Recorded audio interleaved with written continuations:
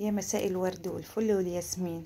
عشان الفيديو ده انا مصوراه من بالليل، اما بقى لو انت بتشوف الفيديو ده الصبح، صباح الورد والفل والياسمين، يا صباح النشاط والحيوية، يا صباح كل حاجة حلوة في الدنيا. واول مرة تشوف القناة من خلال الفيديو ده ما تنسيش تشترك فيها عشان عيلتنا تكبر بيكم ان شاء الله. استني راحة فين؟ خارجة من الفيديو ليه؟ استني كملي معانا الفيديو يمكن يعجبك.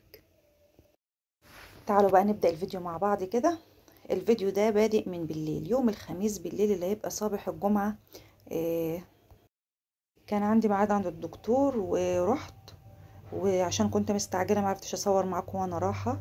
فتحت الدكتور كده كم محل، يعني الدكتور في دور فوق عالي، يعني مش فاكرة ولا رابع ولا خامس، وفي كم محل تحت كده. فبدأنا بقى انا واختي كنا مع بعض طبعا، فبدأنا بقى ننزل كده المحلات دي، كنا محتاجين شوية حاجات فبدأنا نشتري منهم وننزل الدور اللي بعده برضو في محل تاني كده. ودخلت واشترينا الحاجة اللي احنا محتاجينها.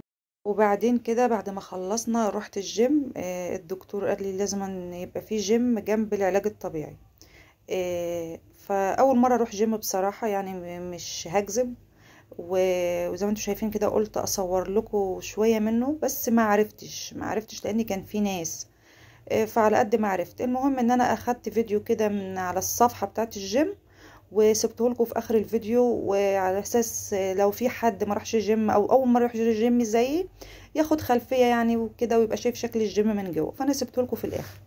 المهم مشينا مع بعض برضو بعد ما خرجنا من الجيم بقى، جبت شويه طلبات، جبت جبن وزبادي وحاجات للعشاء، وجبت شبت. لان ولادي قالوا عايزين ناكل محشي يا ماما، فجبت شبت كمان معايا وانا جايه. وبرضو نسيت اصور لكم الحاجات اللي جبتها ليه، مش عارفه يا جماعه، والله بنسى اصور ليه. وكمان بتحرج اصور بره قوي، يعني مش عارفه ليه بتحرج اصور، يعني اما اشوف يمكن الاحراج ده يروح شويه وابدا اصور لكم حاجات كتير بره. المهم دخلت جري على المطبخ كده. بعد ما جيت من بره عملنا عشاء خفيف خالص بقى، جبن وزبادي وحاجات من دي، واكلنا والحمد لله رضا. الفيديو بقى هنا بادئ معايا من بالليل. بصي عشان نكون واقعيين مع بعض، عندك ولاد وتاني يوم اجازة وهتصحي متأخر وطالبين محشي، لان هو المحشي اللي ممكن يتعمل بالليل، انما اي اكل تاني مش هيتعمل بالليل. وطالبين محشي، وانا قلت لهم المحشي هيقف على الشبت، لو لقيت شبت هعمل لكم محشي، لان احنا كنا بالليل ورحت فعلا لقيت مش كان في حد كتير فاتح يعني. المهم خلصت الدكتور وخلصت اللي ورايا كله والخروج والطلبات، وبعدين رحت للشبت، جبت بقى زي ما انتم شايفين شبت كده. ودخلت بقى على المطبخ ونسيت ان انا عايزه اغلي لبن، وحطيت كله في الفريزر. واللبن اللي هو الحليب يا جماعه، عشان الناس اللي هتبقى معانا من بره مصر، من البلاد العربيه التانية بيقولوا عليه حليب، تمام. غسلت بقى الشبت ونضفته زي ما انتم شايفين كده، وكانت المحشي اتسبك جنبي وكان كله جاهز. وطبعا لما بتدخلوا المطبخ طبعا انتوا كنتوا شايفين مولعه البوتاجاز على البراد، يا ماما اعملي شاي، يا اعملي نسكافيه وانت واقفه، اعملي بن، اعملي مش عارف ايه. هم يشوفوكي واقفه في المطبخ وتلاقي الطلبات كترت، بيخترعوا وهم قاعدين عايزين كل حاجه. انا بحس والله العظيم ان البيت بيبقى قايم على الست، مش عشاني انا، لا انا في العموم. هو من غير الراجل ما ينفعش، والراجل كل حاجه ومن غيره احنا ما ينفعش. ربنا يخلينا لكل واحده باباها وجوزها واخوها وسندها. بس فعلا انا بحس ان الست يعني بيبقى عليها شغل اكتر، مسؤوليه اكتر. يعني هي كل حاجه. ربنا يخلي لنا حبايبنا كلنا يا رب. المهم غسلت الشبت زي ما انتم شايفين كده، وبدأت بقى ايه، الثوم برضو قشرته وانا قاعده بره كده شويه، وبعدين ارتحت يعني من المشوار قشرت في الثوم عن مكان الطماطم السبكت بتاعه المحشي. وبعدين بقى جبت الشبت، غسلته وقطعته، حاولت انعمه على قد ما اقدر يعني. وبعدين عملت الخلطه بالطريقه العاديه جدا. انتوا عارفين طبعا، الناس اللي متابعاني عارفين انا بحب احط فيها قطعه دهن كده من بتاعه اللحمه اللي بتبقى جايه من عند الجزار، تمام. وبقول تاني على اساس لو حد دخل من متابعين جديد، لان ما شاء الله يعني بيدخل معانا ناس، يا رب اكون عند حسن ظنكم، ويا رب فيديوهاتي تعجبكم. واخدت بقى المحشي وقعدت الفه كده بقى في السهره معاهم، بوريكم هنا ان التلفزيون اشتغل، وخلصت هنا المحشي وقعدت بقى اعمل. وهنا بقى كنا تاني يوم صحيت بدري شوية عنهم، يعني مش بدري قوي يعني، بس يا دوبك بس ايه مليت الغسالة كده وحطيت فيها دور، وبدأت بقى اعمل لهم فطار واعمل لهم حاجات.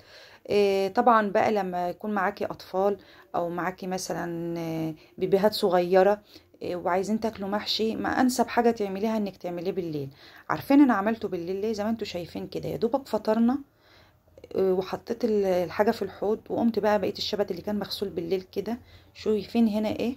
الصلاة والقرآن بدأوا يشتغلوا يوم الجمعة يا دوبك. طب انا بقى لما اصحى لسه الف المحشي كده هعمل لهم ايه تاني؟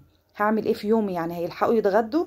طيب كل واحد عارف شمس بيته بتطلع منين، يعني هو ده مثل يقول لك كل واحد عارف شمس داره، مش بيقول بقى بيته، شمس داره بتطلع منين. فكل واحدة تمشي بيتها تبع تبع مسؤوليتها هي، تبع صحتها هي، على قد ما هي هتقدر تعمل.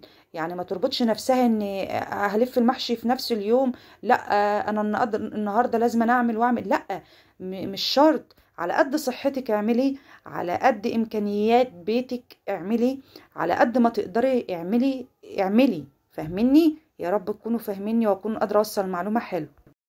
يعني مثلا انا هنا عملت المحشي بالليل، يعني احنا الوقت انا وريتكم القرآن بتاع الصلاة بدأ يشتغل، وكنا يوم الجمعة، وطبعا فطرنا فطار خفيف كده مش فطار تقيل، حاجات بسيطة. بدأت ادخل جري على مطبخي، بدأت اشطب الاطباق اللي كانت في المطبخ، وطبعا انا لفيت بالليل المحشي وشطبت المطبخ، وسبت بقى المصفى اللي كان فيها مثلا الكرنب بتتصفى اتغسلت واتكفت كده تصفي ميتها. الصبح بقى اشتلتها واشتلت بقية الشبت، نشفته وقطعته وعشان لو احتاجته في اي حاجة بعد كده.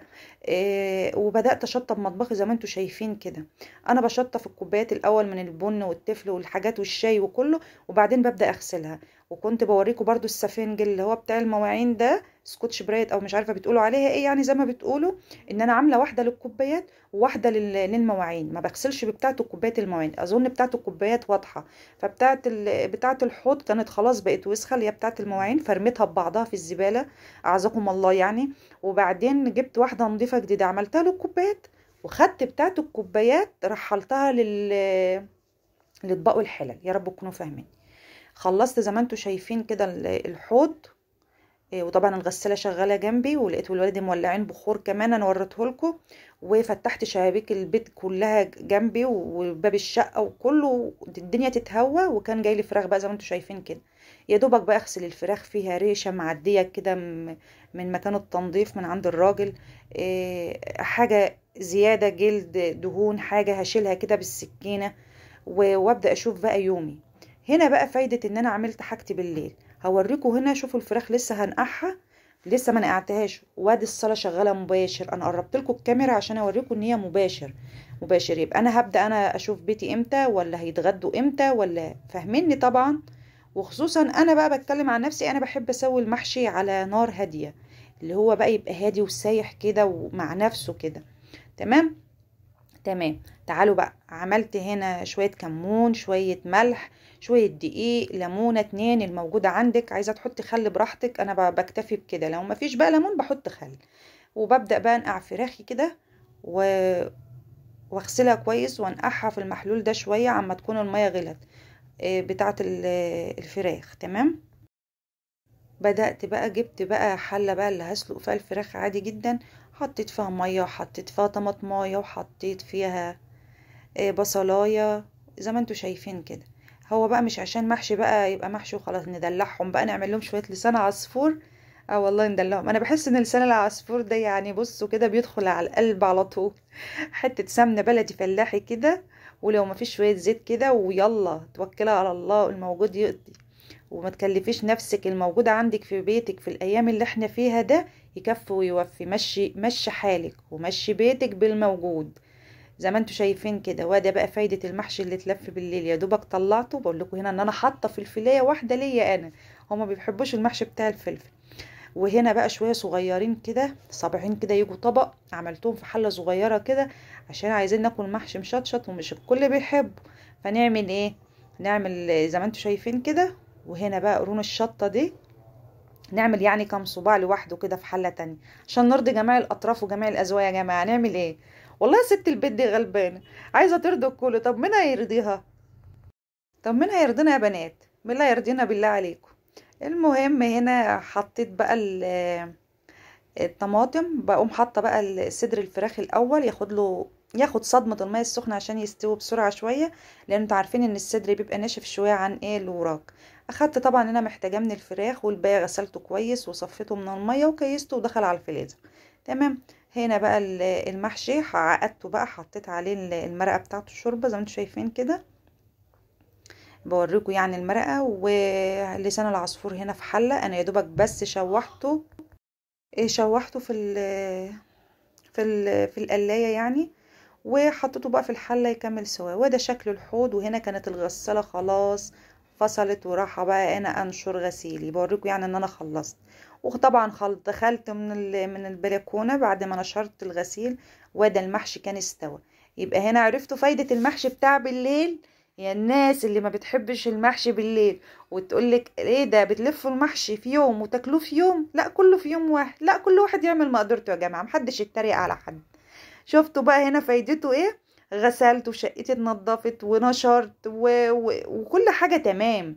وساعه الغدا كنت خلاص ما اخرتهمش ساعه عن الغدا عشان مثلا المحشي لسه على النار او انا لسه بلف المحشي، لا هو كده تمام. او شايفين بقى يا جماعه شكل المحشي بقى، وقرن الفلفل الشطه المولع ده استوى وجميل جميل. وحمرت الفراخ واللسان العصفور.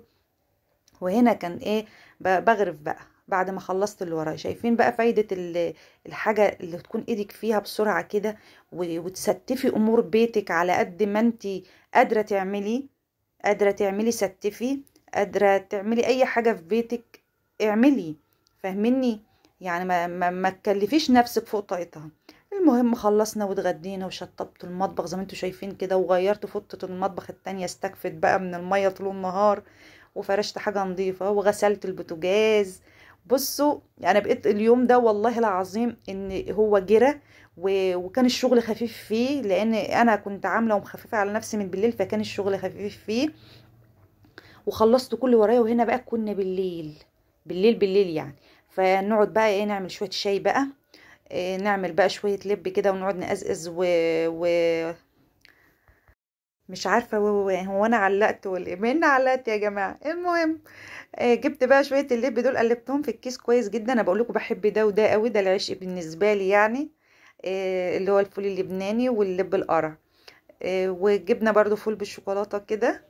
وبدات بقى اللي عايز شاي، هم كلهم عايزين شاي، انا بس اللي كنت عايزه نسكافيه. الفول بالشوكولاته حلو برضو. بصي اي حاجه تقابلك ودي وانت واقفه، مش عيب ولا حرام. المهم ان انا قعدت ادوق من حاجه وانا واقفه واكل منها وانا واقفه. عملت بقى نسكافيه كده ليا انا بشربه من غير سكر خالص، بحس ان هو فيه سكر ومش عارفه ليه. المهم ان انا بدات اقلل السكريات شويه عشان صحتي يعني. المهم وعملت لهم بقى الشاي هما، وعملت انا نسكافيه زي ما انتوا شايفين كده. وطلعت بقى لبن بقى من الفريزر، كنت سايباه جنبي كده في الكيس لما فك شويه، وبعدين بقى فتحت الكيس بتاعه وفضيته في طبق كده اهو زي ما انتوا شايفين. لما يفكوا خالص ابقى اغليه، لان انا بالليل نسيت اسيب واحد اغليه، مش عارفه في ايه، مش عارفه الزهايمر اشتغل اليومين دول ولا في ايه. وده كان الفيديو بتاعي النهارده يا بنات، يا رب يعجبكم. و... وكان ده اخر حاجه في يومي. وطبعا كنت خلاص بقى فصلت. قادره بقى تقفي بقى تشطبي مطبخك وتشطبي المكان اللي كنت قاعده فيه بعد السهره. قادره مش قادره خلاص. بوريكم هنا اللبن اللي فيه لبن بودره يعني، انا بعرف بس مش بحب النسكافيه، انا عايزه اشربه كده بميه يعني. المهم هنا بقى الجيم اللي انا قلت لكم عليه، هسيب لكم شكل الجيم من جوه لان انا معرفتش اصور عشان الناس، فسبت لكم شكله. انا جبت شكله ده من على صفحه بتاعه الجيم، هم منزلينهم يعني على صفحتهم لاي واحده بقى كانت ما دخلتش جيم من جوه قبل كده او كده زي حالاتي يعني. انا مش بقلل من حد ولا حاجه، انا اول مره ادخل جيم من جوه. اليوم اللي انا الدكتور قال لي روحي فيه عشان احجز واتفق فيه وكده هو اليوم ده، فانا مش بقلل من حد. فسبت لكم بقى شكله لو حد عايز يشوفه، او زي ما انتم شايفين كده المكان نظيف وكويس. واكون انا النهارده خلصت الفيديو بتاعي. الى اللقاء في فيديو جديد ان شاء الله. ما تنسونيش بلايك وتعليق حلو منكم واشتراك في القناة عشان تكبر بيكم، وشيروا الفيديو لاصحابكم يا بنات على الواتس، على الماسنجر، على اي حاجة ما بينكم. شاركوا الفيديو معاهم عشان عيلتنا تكبر بيكم. السلام عليكم ورحمة الله وبركاته.